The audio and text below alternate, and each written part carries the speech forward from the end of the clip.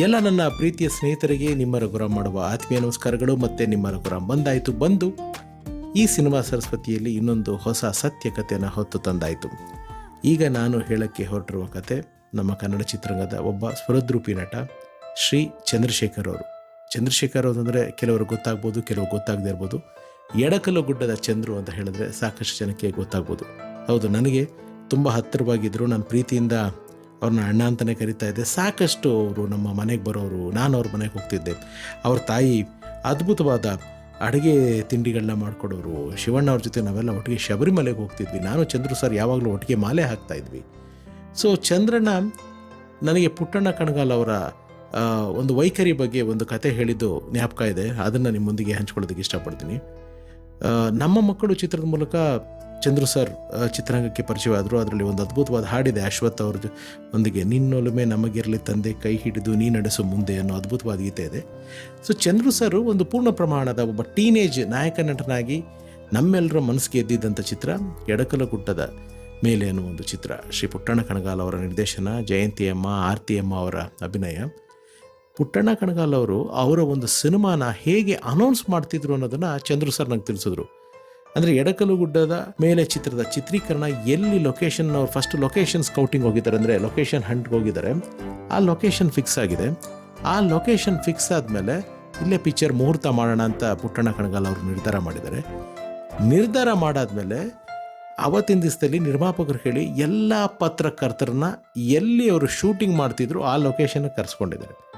ಆ ಲೊಕೇಶನ್ಗೆ ಕರೆಸ್ಕೊಂಡು ಆ ಲೊಕೇಶನ್ ತೋರಿಸಿ ಇದು ಒಂದು ಫ್ರೆಶ್, ಯಾಕೆಂದರೆ ಪುಟ್ಟಣ್ಣ ಅವರ ಚಿತ್ರದಲ್ಲಿ ಕತೆಗೆ ಎಷ್ಟು ಪ್ರಾಧಾನ್ಯತೆ ಇರ್ತಿತ್ತು, ಸಂಗೀತಕ್ಕೆ ಹಾಗೂ ಚಿತ್ರೀಕರಣದ ತಾಣಗಳಿಗೆ ಅಂದರೆ ಲೊಕೇಶನ್ಗಳಿಗೆ ಅಷ್ಟೇ ಬೆಲೆ ಕೊಡ್ತಾಯಿದ್ರು. ಈ ಲೊಕೇಶನ್ನು ನನ್ನ ಚಿತ್ರದ ಕೇಂದ್ರ ಕಥೆಯಲ್ಲಿ ಬರೋ ಒಂದು ಕೇಂದ್ರ ಬಿಂದು. ಇಲ್ಲಿ ನಾನು ಶೂಟ್ ಮಾಡ್ತಾಯಿದ್ದೀನಿ. ಈ ಸಿನಿಮಾದ ಹೆಸರು ಎಡಕಲ್ಲು ಗುಡ್ಡದ ಮೇಲೆ. ಈ ಚಿತ್ರದಲ್ಲಿ ಹೊಸದಾಗಿ ನಾಯಕ ನಟನಾಗಿ ಬರ್ತಾ ಇದ್ದಾರೆ ನಮ್ಮ ಚಂದ್ರಶೇಖರ್ ಅವರು, ನಮ್ಮ ಮಕ್ಕಳು ಚಂದ್ರಶೇಖರ್ ಅವರು ಅಂತ ಹೇಳಿ ಇಂಟ್ರೊಡ್ಯೂಸ್ ಮಾಡಿದ್ರಂತೆ. ಇವತ್ತು ನಾವು ಟೀಸರ್ ಮಾಡ್ತೀವಿ, ಟೈಟ್ಲ್ ಟೀಸರ್ ಮಾಡ್ತೀವಿ, ಮೋಷನ್ ಪೋಸ್ಟರ್ ಮಾಡ್ತೀವಿ. ಇಷ್ಟೆಲ್ಲ ಮಾಡಿದ್ರು ನಾವು ನಿಮ್ಗಳನ್ನ ತಲುಪೋದಕ್ಕೆ, ಜನಗಳನ್ನ ತಲುಪೋದಕ್ಕೆ ನಮ್ಮದೇ ಆದಂಥ ಒಂದು ಶ್ರಮ ವಹಿಸಬೇಕು, ನಮ್ಮದೇ ಆದಂಥ ಒಂದು ಸಮಯ ಬೇಕು. ಇಷ್ಟೆಲ್ಲ ಟೆಕ್ನಾಲಜಿ ಇತ್ತು. ಅವತ್ತು ಇದೆಲ್ಲ ಏನೂ ಇಲ್ಲದೆ ಪುಟ್ಟಣ್ಣ ಅವರು ಪತ್ರಕರ್ತನ ಕರೆಸಿ ಅವರು ಚಿತ್ರೀಕರಣ ಮಾಡೋ ಜಾಗದಲ್ಲಿ ಒಂದು ಟೈಟ್ಲ್ ಅನೌನ್ಸ್ಮೆಂಟು, ಒಬ್ಬ ಹೀರೋನ ಅನೌನ್ಸ್ ಮಾಡ್ತಾರೆ. ಅದರ ರೀಚು ಇವತ್ತಿಗೂ ನಾವು ಚಂದ್ರಶೇಖರ್ ಅವರ ಹೆಸರನ್ನು ಹೇಳಬೇಕಾದ್ರೆ ಎಡಕಲ್ಲು ಗುಡ್ಡದ ಮೇಲೆ ಚಂದ್ರು ಅಂತ ಹೇಳ್ತೀವಿ ಅಂದರೆ ಅದು ಅವತ್ತಿನ ಪಬ್ಲಿಸಿಟಿ, ಅವತ್ತಿನ ಒಂದು ರೀಚು. ಇದನ್ನು ಚಂದ್ರು ಸರ್ ಯಾವಾಗಲೂ ಭಾಳ ಹೆಮ್ಮೆಯಿಂದ ನಾನೊಬ್ಬ ಪುಟ್ಟಣ್ಣನ ಶಿಷ್ಯ ಅಂತ ತುಂಬ ಖುಷಿಪಟ್ಟು ಹೇಳ್ಕೊಳ್ಳೋರು. ಅವರಿಗೆ ಚಿತ್ರಗಳಲ್ಲಿ ಅಭಿನಯಿಸಿದ್ರು. ಚಿತ್ರಗಳಲ್ಲಿ ಅಭಿನಯಿಸಿದ ಮೇಲೆ ಒಂದು ಹೆಸರು ಮಾಡಿದ್ಮೇಲೆ, ನಾಯಕ ನಟನಾಗಿ ಮಿಂಚಿದ ಮೇಲೆ ಮದುವೆ ಆಯಿತು. ಶ್ರೀಮತಿ ಶೀಲಾ ಚಂದ್ರಶೇಖರ್ ಅವರ ಧರ್ಮಪತ್ನಿ ಶೀಲಾ ಮೇಡಮ್ ಅವ್ರ ಜೊತೆ ಮದುವೆ ಆಯಿತು. ಮದುವೆ ಆದಮೇಲೆ ಅವರು, ಶೀಲಾ ಮೇಡಮ್ ಅವರು ಕೆನಡಾದಲ್ಲಿ ಕೆಲಸ ಮಾಡ್ತಿದ್ರು.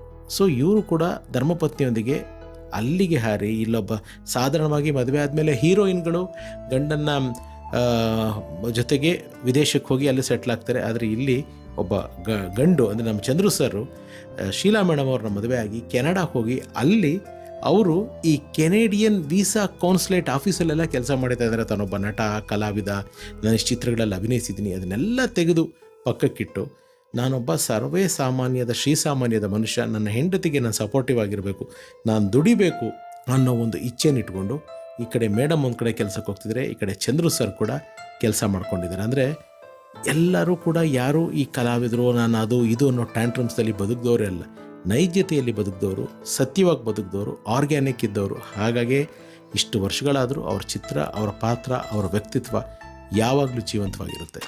ಸೊ ಸ್ನೇಹಿತರೆ, ಇದಾಗಿತ್ತು ಇವತ್ತಿನ ಸಿನಿಮಾ ಸರಸ್ವತಿ.